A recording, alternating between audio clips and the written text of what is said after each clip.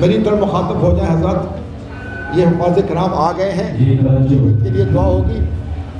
ظاہر ہے ان کو دیکھنا بھی ثواب ہے، سچی بات ہے، یہ قابل احترام ہیں، ان پر نگاہ کرنا بھی ثواب ہے، اور یہ ہمارے اس مدرسے سے نکلے ہوئے عظیم ترین اور قیمتی ترین حضرات ہیں۔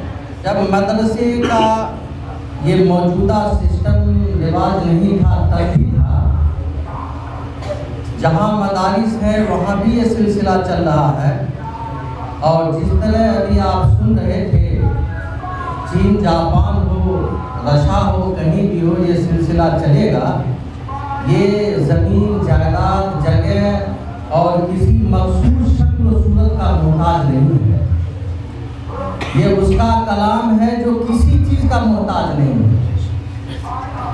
اس نے اپنے کلام کی حفاظت کے لیے بھی کسی کا محتاج نہیں ہے۔ جب ضرورت پڑی، ایک بہت بڑے امام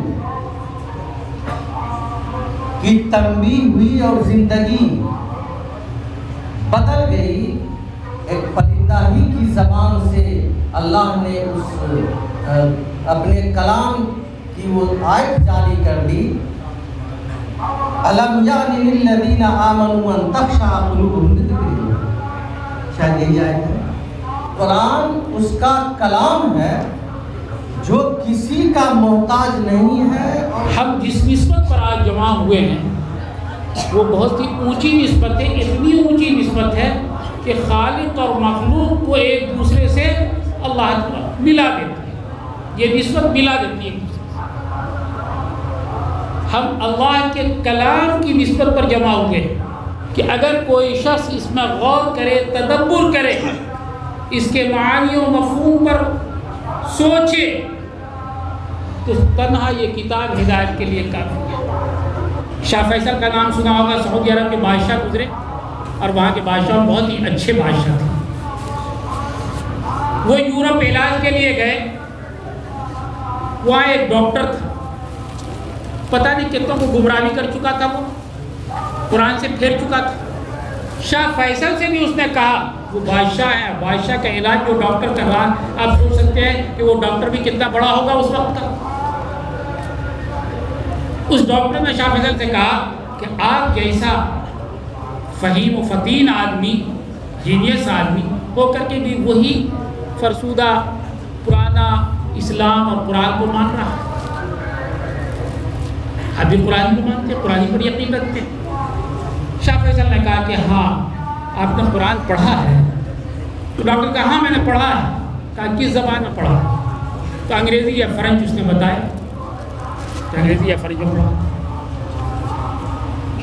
شاہ فیصل نے کہا کہ نہیں، قرآن کو قرآن کی زبان میں پڑھیے، قرآن کو قرآن کی زبان میں پڑھیے، یعنی عربی ہے تو عربی میں اس کو پڑھیے اور عربی سمجھنے کی کوشش۔ یہ بات ڈاکٹر کو لگ گئی، 2 سال کی محنت کر کے اس نے لگاتار مسلسل،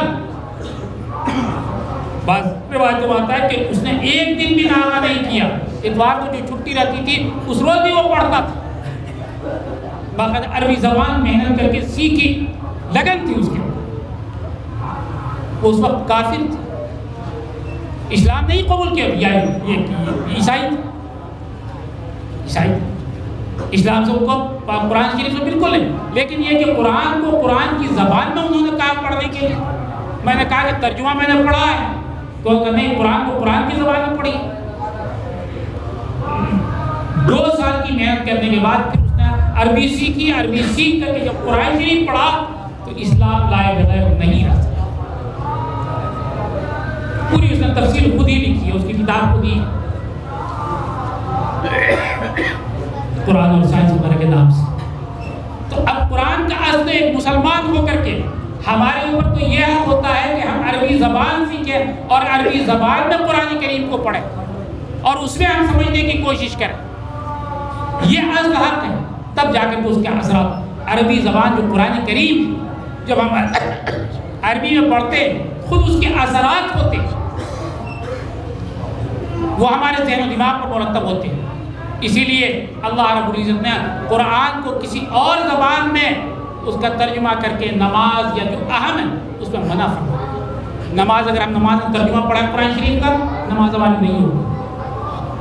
تلاوت کریں ہم صرف قرآن کے ترجمے کی ہم وہ عبادت وہ ثواب نہیں ملے گا جو قرآن کریم کو عربی میں پڑھنے کا ثواب ملتا ہے.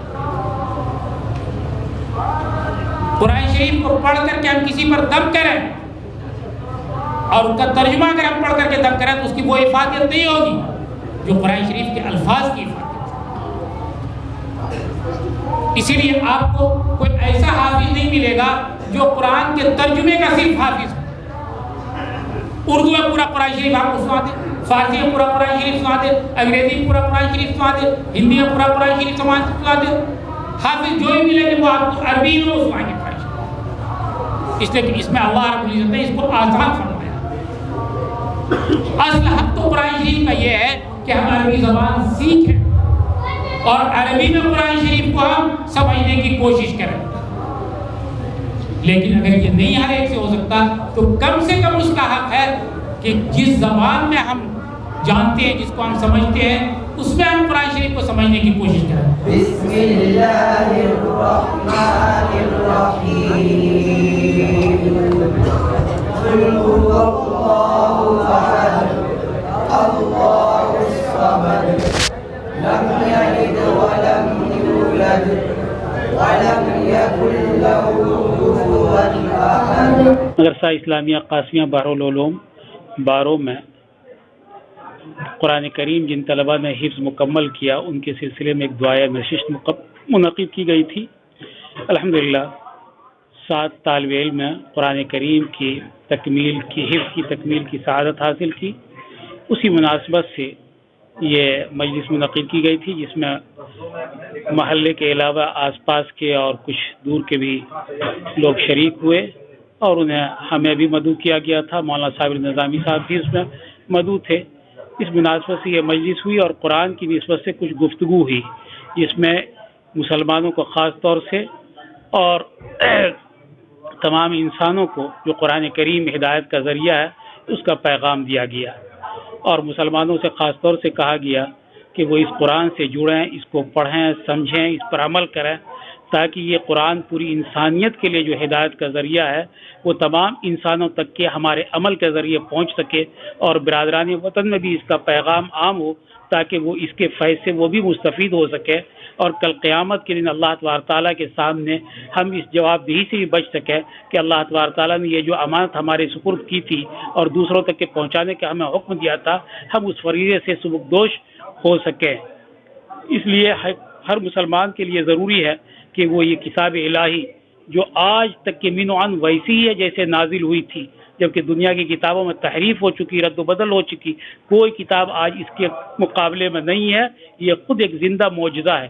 اس کو اگر ہم پڑھیں گے, سمجھیں گے اور اس کے مطابق اپنی زندگی گزاریں گے تو دنیا اور آخرت دونوں میں ہماری کامیابی ہوگی اور اس کے ذریعے سے اسلام کا پیغام عام ہوگا اور اسلام کے سلسلے میں جو بدگمانیاں لوگوں کے اندر پائی جاتی ہے وہ خود دور ہوں گی اور لوگ اسلام سے قریب ہوں گے اور اللہ تبارک تعالیٰ اس کتاب کو ان لوگوں کے لیے بھی ہدایت کا ذریعہ بنائے گا. اس میں ہماری عملی پہل ضروری ہے کہ ہم مسلمان عملاً اس قرآن کو اپنی زندگی میں, اپنے سماج میں, اپنے معاشرے میں عام کریں اور پھیلانے کی پوری کوشش کریں. اللہ تبارک تعالیٰ میں اس کی توفیق عطا فرمائے. وآخر دعوانا. شکریہ ناظرین, اس وقت میں موجود ہوں مدرسہ قاسمیہ بحرالعلوم بارو میں جہاں پر ہمارے ساتھ یہاں پر ایک پروگرام انعقاد کیا گیا تھا جہاں پر ہمارے ساتھ موجود ہیں وہ خوش نصیب والد جن کے بچے آج کامیاب ہو چکے ہیں. تو ہم جاننا چاہتے ہیں کہ وہ اپنے بچے کی اس کامیابی پر کیسا محسوس کر رہے ہیں. مجھے اپنے بچے کی کامیابی بہت خوشی ہے. یہ ان کے کاوشوں کا نتیجہ ہے. انہوں نے بہت محنت کی, اللہ تعالیٰ نے انہیں اس دولت سے سرفراز کیا.